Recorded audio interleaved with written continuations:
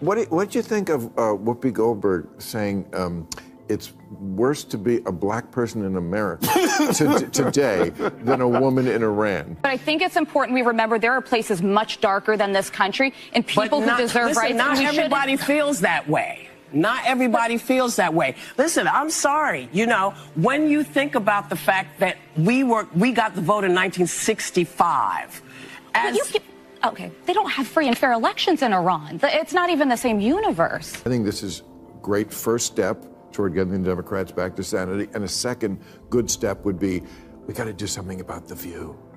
Bill Maher's war with Whoopi Goldberg shows absolutely zero signs of cooling off. These one-time allies have been locked in a savage media battle for years, and the latest round is nothing short of devastating. Maher torched Goldberg in ways that'll have your jaw hitting the floor. So, slam that subscribe button because we're done. What do you think of Whoopi Goldberg saying it's worse to be a black person in America today than a woman in Iran? You know, I see we were talking about the trans issue before, and the New York Times really has come over on that to the sort of the sensible, liberal, not crazy woke position. I think this is a great first step toward getting the Democrats back to sanity, and a second good step would be we got to do something about The View. I really believe that. I mean, could you just it's huge in Iran, though. Bill, you know, when I mentioned The View in Iran, all with the same head cover, you can't even tell which one is which. Diving straight in. Right out of the gate, Maher isn't pulling any punches. He's calling for The View to be yanked off television entirely, and honestly, his reasoning is hard to ignore. The inciting incident. Whoopi once made the jaw-dropping claim that black people in America had it worse than women living under oppression in Iran. And that, ladies and gentlemen, is where things get truly combustible. Let's put this in perspective. We're talking about a region where women are legally forbidden from leaving the house without male permission, where they're violently punished for defying dress codes, and where basic freedoms most of us take for granted are simply non-existent. The treatment of women under regimes like Iran's is widely criticized by human rights groups and deeply alarming. So, for Whoopi to casually draw that comparison, ranking one group's suffering against another's. They don't adhere to basic human rights. Listen, here's the thing. Let's not do that, because if we start with that, we have been known in this country to tie gay folks to the car. But where the Iranian regime is today in 2025 is nothing compared to United. Black people. So it is not even the same. I couldn't step foot during this. Wait. That's not what you mean to say. It is the same. Yes, Whoopi thinks it's the same. She thinks America and Iran are the same. Struck millions as not just tone deaf, but genuinely indefensible.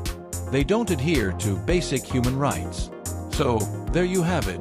Straight from Whoopi's own mouth.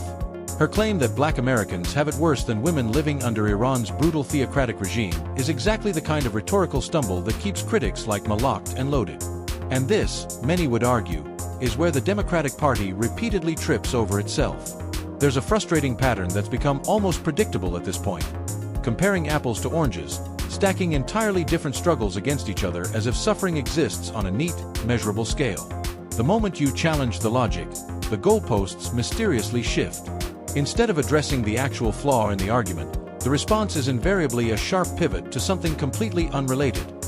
If you challenge the brutal regime, Whoopi thinks that's pretty much how black folks are treated in America. You absolute disgrace of a human being, Whoopi, to show absolutely no regard for the Iranian women who risk their lives to challenge the Islamist government, to minimize their struggle and compare it to your fevered dreams about oppression in America. A deflection dressed up as a rebuttal.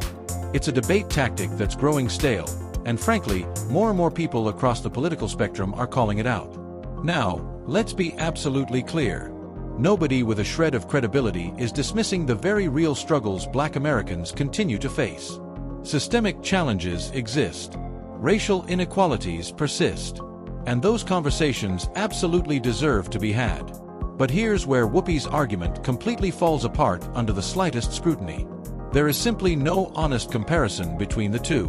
Black Americans today can own property, build generational wealth, launch thriving businesses, run for office, and relentlessly pursue whatever ambitions they set their minds to. Are the playing fields perfectly level? No. But the fundamental freedoms are there.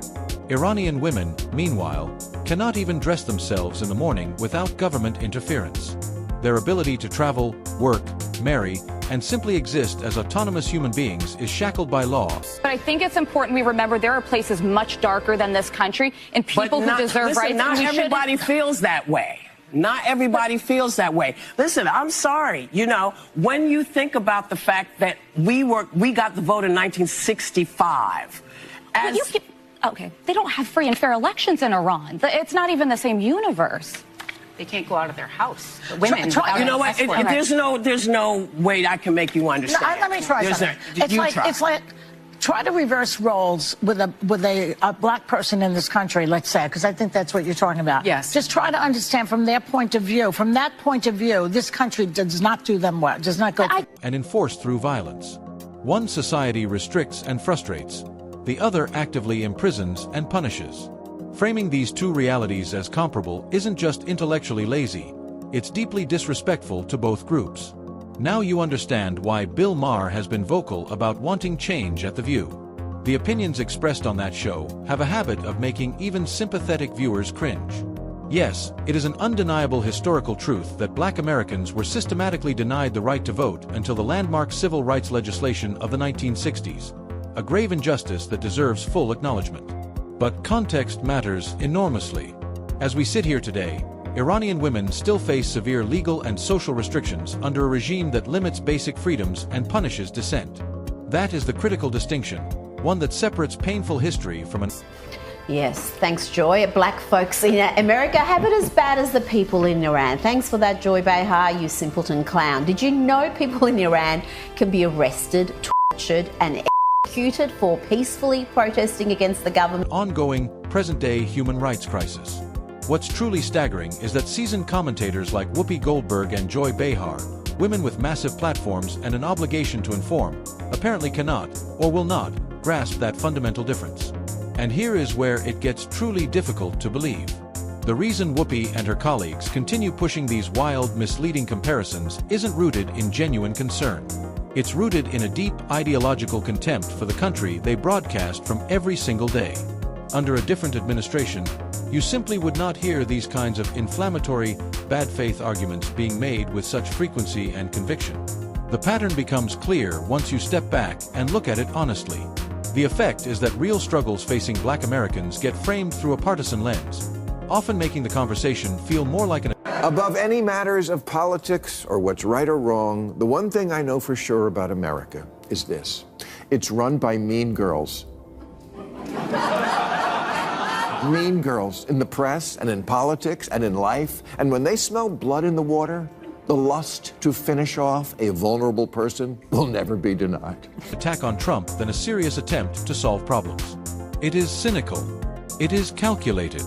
And frankly, it is exploitative. Using the very real pain of a community as a political weapon to score points against a sitting president is as dishonest as it is shameful. And that is precisely the problem. The far left has allowed itself to be defined and driven by ideologues like Whoopi Goldberg, loud, uncompromising voices that have made the party increasingly toxic and deeply unattractive to ordinary voters, centrists, moderates, and independents. The very people any party needs to win national elections want absolutely nothing to do with that brand of politics. They are not leaving because they've abandoned progressive values. They are leaving because the messaging has become alienating, preachy, and completely disconnected from everyday concerns. This ideological rigidity is widely regarded as a significant contributing factor to the And The View is a particularly weird place to do a cancellation.